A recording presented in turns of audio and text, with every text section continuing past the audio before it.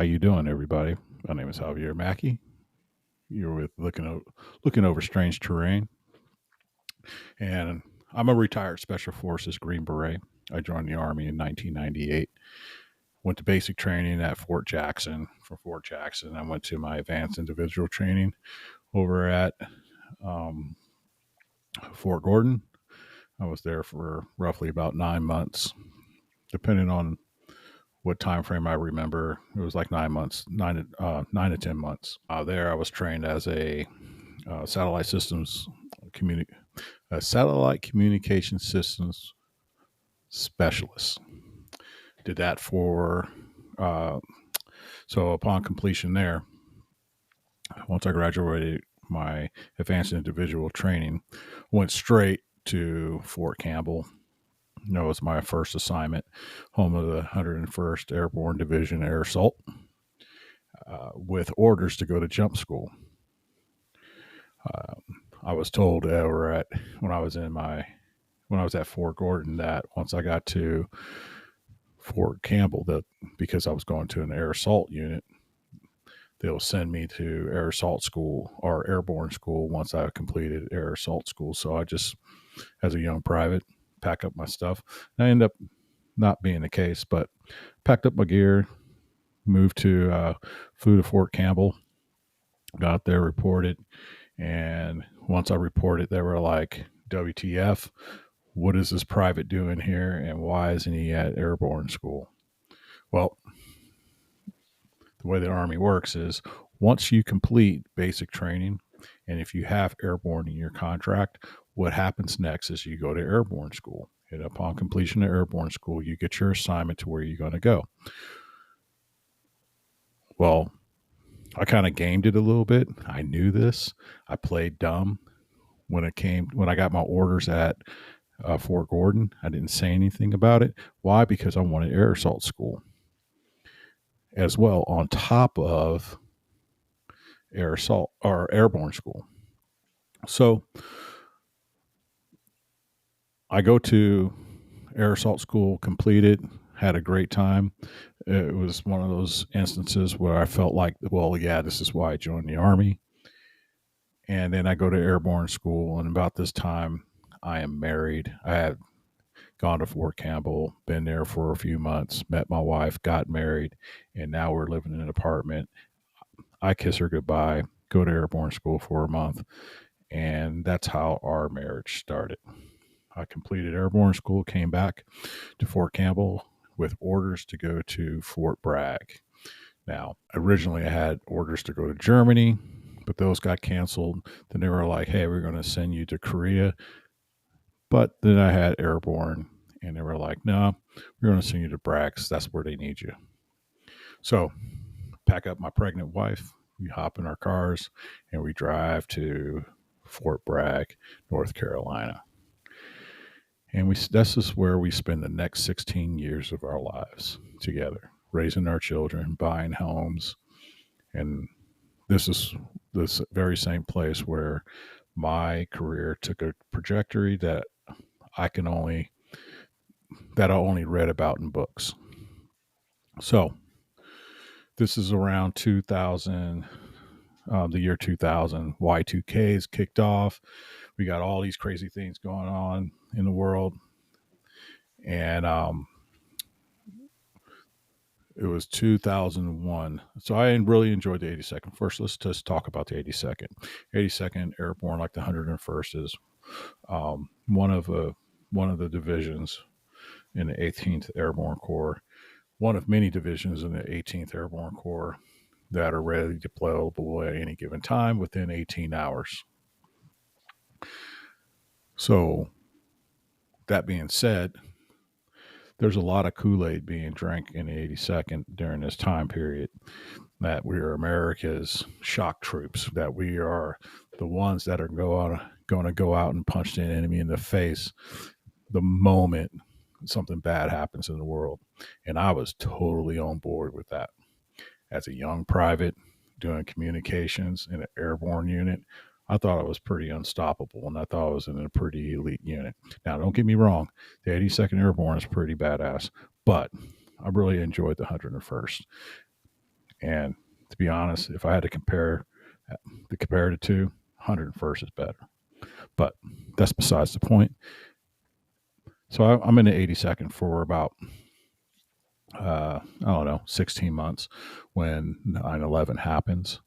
Uh, I was in one of my soldiers' rooms. We were shot. One of my fellow specialists' rooms. I don't want to call him my soldier because I was his team leader, but at the end of the day, we were the same rank. But anyway, we were shining our boots, getting our uniform squared away. I can't remember what day of the week it was, but I do know every day in a Pogue unit is motor pool day.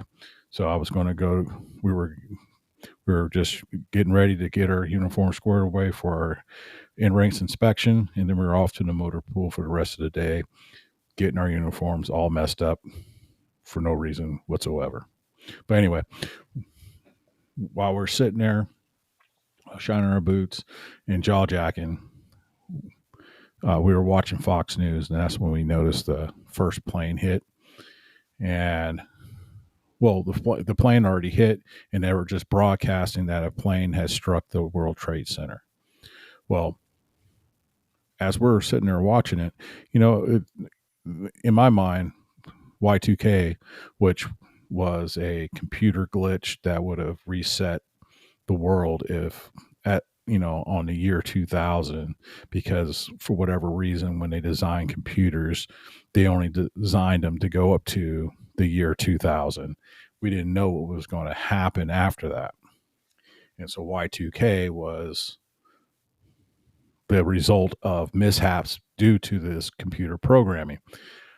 I don't know. I don't understand computers, but at the time period, that was the big belief.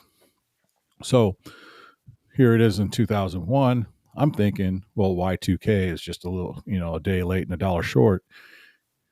And now we got planes crashing into the buildings, falling out of the sky. What ended up happening was, we all know terrorist attacks. And then by that time, the second plane hit. And we were all kind of spun up and put on alert.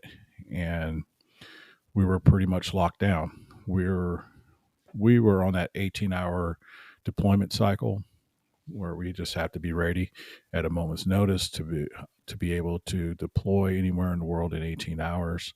And all our communications was shut off from our families, and our families had no idea what the hell was going on.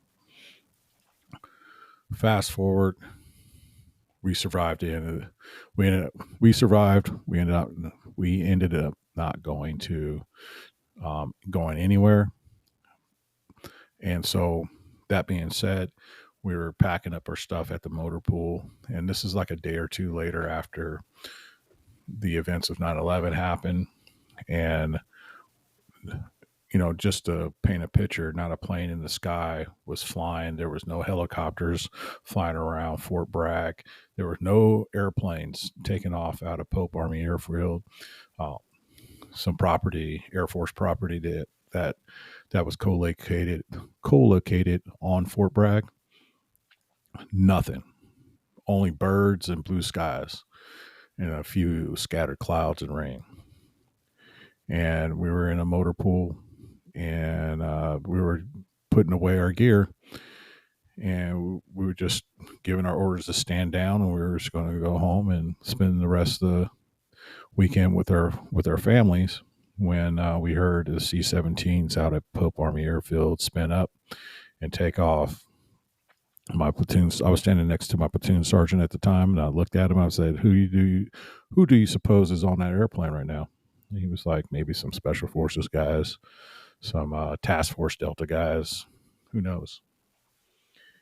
And I was like, well, the 82nd's not on them. And I thought to myself, you know what? I'm going to go to selection. At that time, I only had, limited knowledge of what Special Forces assessment and selection was all about. But I do know once you're selected, if you were selected, you were on your path to becoming a Special Forces Green Beret. And you're definitely on the path of not having to deal with the BS that normally goes on in the Army. So, that being said, I dropped my packet sometime in October, and by that November, I was in the next selection course. So I had gone through selection in November, December timeframe. I want to say that I was in selection during Thanksgiving, but I could be wrong on that. But at the end of that selection course, I had been selected, and I was slotted to enter into the Special Forces qualification course that following January. But there were a few things I had to do before I got to that point, or en route to that point. Was I had to go to my primary leadership development course, which was known at the time as PLDC, and today I believe it's known as the Warrior Leaders Course, or the Basic Leaders Course.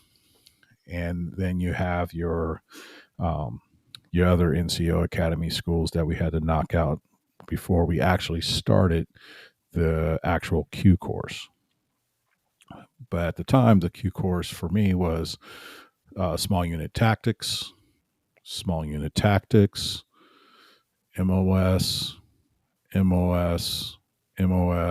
Robin Sage,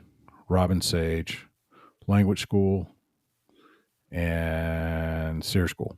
So the reason why I said it the way I did was because I recycled SUT twice or once, passed SUT, went into the MOS phase, and I got recycled twice out of the communication sergeant course over some BS. And at the end of the day, it was literally BS. When you talk, and that's a story for another time. But anyway, I went through the Special Forces Communication Sergeant course. That's what I was originally selected for. And then once I recycled that, and due to the circumstances that led up to those recycles, I was placed into the 18 Charlie course, which is the Special Forces Engineer Sergeant's course. So I completed that and went on to Robin Sage. Now this is where I had a legit hiccup. I just wasn't ready to move on, and I repeated Robin Sage to class after that. Language school was pretty cut and dry. I had to do a little extra training for that. French was a little bit harder, and then I had a language school teacher that was just all over the place. But upon completing language school, you go to SEER school, and once you complete SEER school, you go off to group. I was assigned to 3rd Special Forces Group, and I showed up in 2005. And by the time I got to the 3rd group, all my buddies and friends that I was in the Q course with deployed 1 to 2 times before I even got there. But during that time period, I got to see my daughter born and a few other major life experiences that, had I not had things been different, I would not have had an opportunity to experience. But I was assigned to 3rd Group, 3rd Battalion, Alpha Company, and I was assigned to Operational Detachment Alpha 372. And at the time, Special Forces ODAs, or Operational Detachment Alphas, had 3 numbers. There was the group assignment. The battalion was either, the number that told you both the battalion and the company, and then the last letter or the last number designated what type of team you were. And I'll go over that in a different episode. But anyway, you move along. So now I'm on a team, and life on the team was great. It was a definite change of pace. I was glad to have the stressors of the Q course off my back. I was glad that I was able to and I'm using this term. Uh, I'm not using this term lightly, but you had an opportunity to kind of relax and kind of focus now on your job, focus now on what the mission is, learning your mission, learning the guys, and so forth. So it was cool.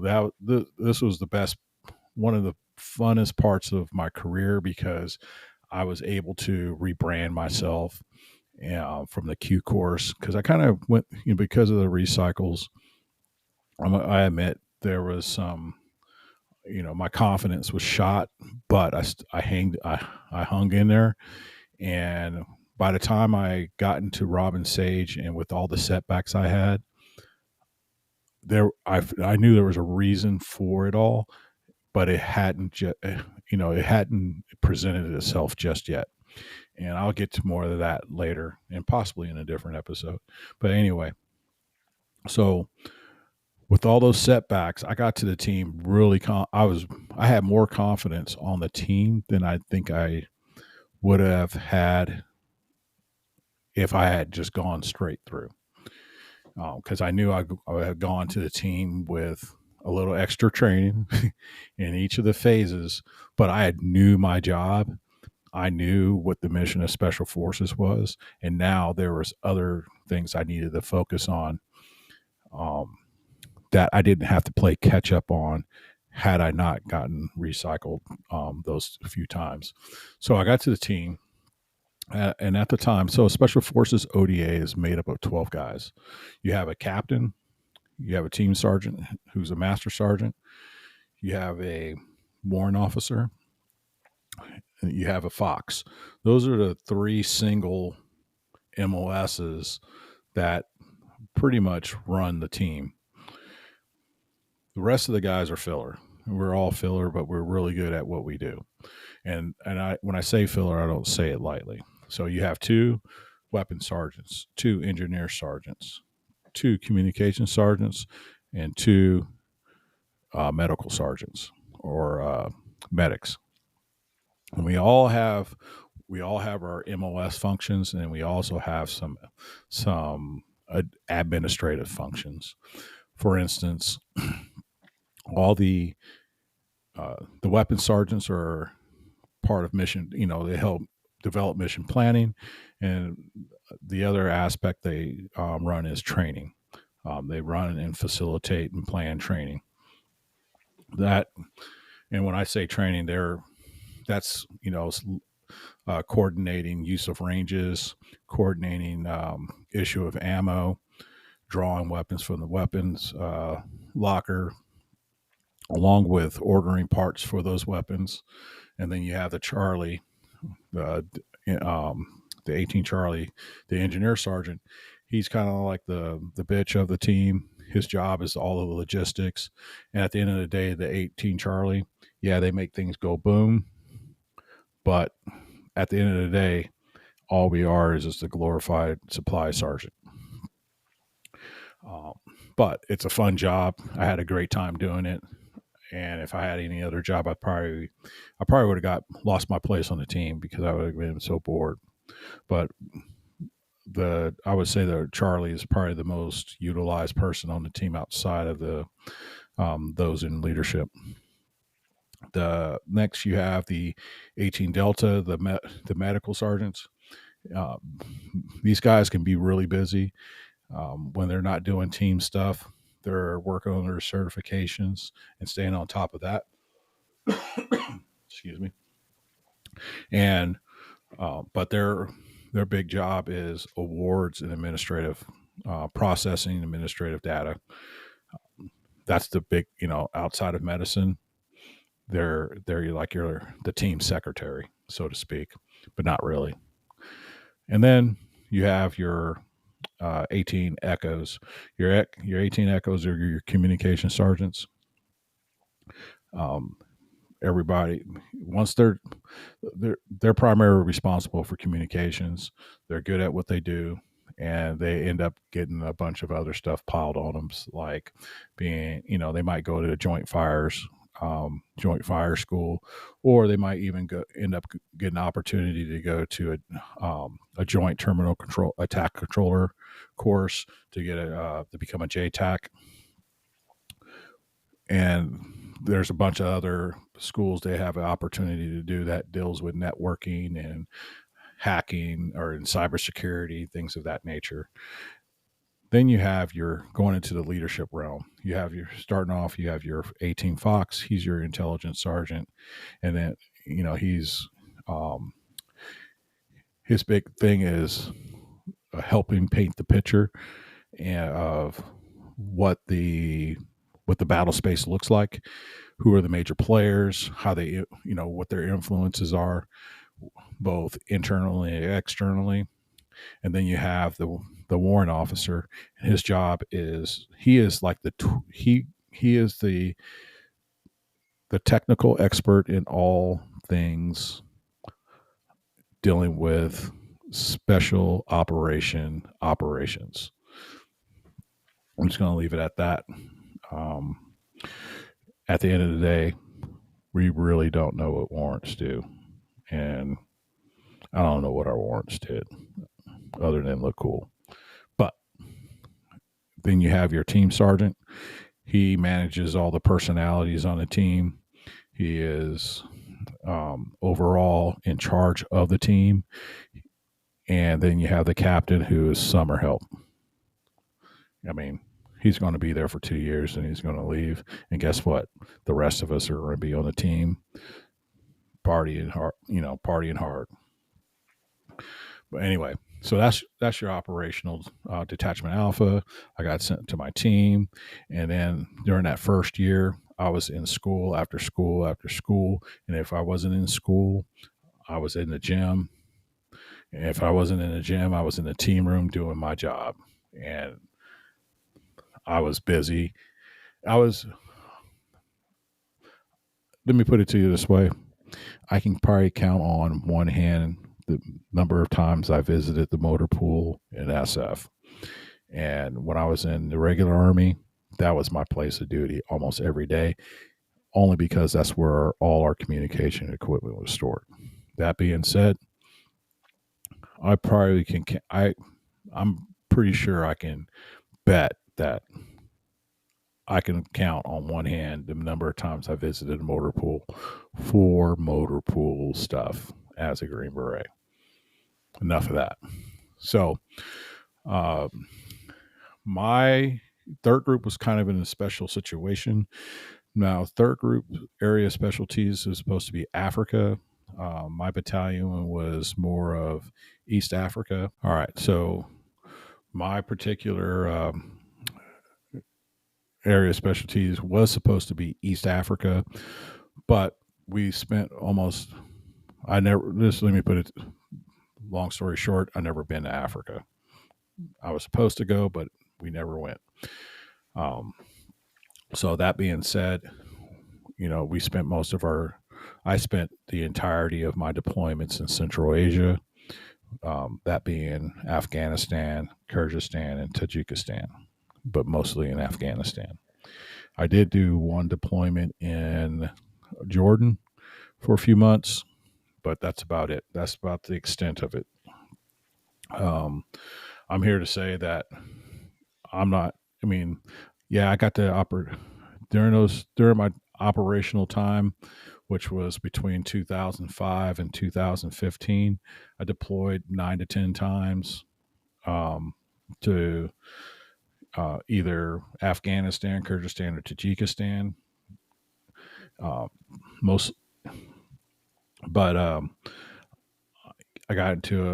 did some cool missions most of the time. To be honest with you, life in SF is pretty bland, pretty vanilla. But when it gets spicy really a quick, fast, in a hurry. But this is who I am. This is what Looking Over Strange Terrain is all about. It's talk about our veteran experiences, encapsulating their time, why we served, what we're doing now, what brought us into it, what kept us in, into the fight for so many years. And at the end of the day, where's it going to take us? And I want to explore that with this podcast, and until I can't go any further. I'm not the best speaker when it comes to talking on the interwebs. I hate the way my voice sounds, but you know what? This is one of those things you got to get out of your comfort zone, work, seek to improve yourself, and face difficult challenges that make you feel uncomfortable. And that's what I'm going to do by doing this. I know I've been posting a lot of material on my travels with my family over the years. Uh, and that was all in preparation for this right here. But I wanted to get the right equipment. I want to make sure I had the right programming.